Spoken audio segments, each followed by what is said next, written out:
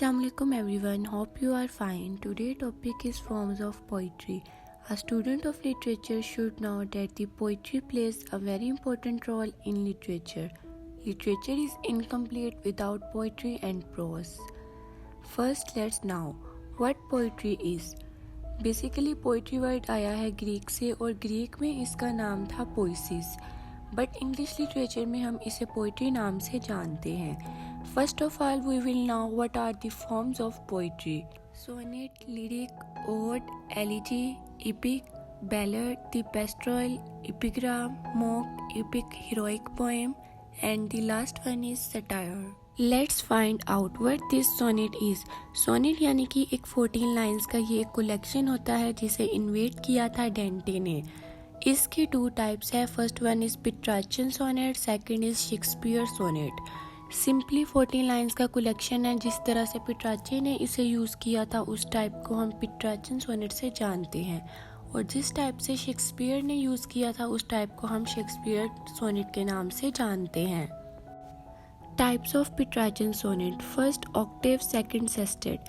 Octave की 8 lines होती है एंड सेस्टेट जो है उसकी 6 लाइन्स होती है। टोटल ये 14 लाइन्स की है।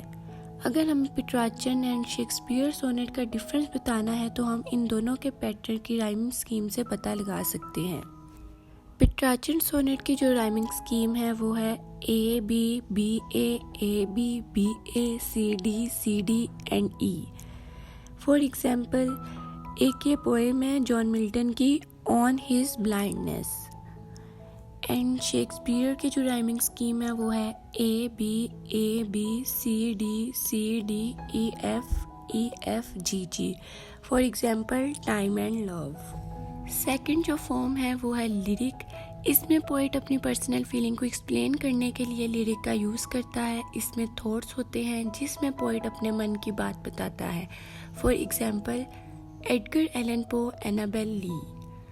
Third one is ode. इसमें थोड़ा बहुत सीरियसनेस का पैटर्न होता है। इसमें ज़्यादातर पोइट किसी की तारीफ करता है। इसके भी 3 टाइप्स है। First one is Pindar ode, second is Horatian ode and third is irregular ode. जो होरेशियन ओड है ना, इसकी जो एग्जाम्पल है वो ओड टू नाइटिंगेल है। अगर हम लिटरेचर के राइटर्स में देखेंगे तो विलियम वर्ड्सवर्थ ने इसे बहुत ज़्यादा यूज़ किया था। Fourth one is elegy. Elegy में सीरियस रिएक्शन पर एक सैड पोएम गाई गई थी जिसे हम इलिजी पोएम कहते हैं। फॉर एग्जाम्पल ये जॉन मिल्टन की लिखी हुई पोएम है पैराडाइज लॉस्ट। बैलड, इसका लैटिन वर्ड था बेलर जिसका मीनिंग होता है dancing poem. For example John Keats की ला बेली सेंस मर्सी।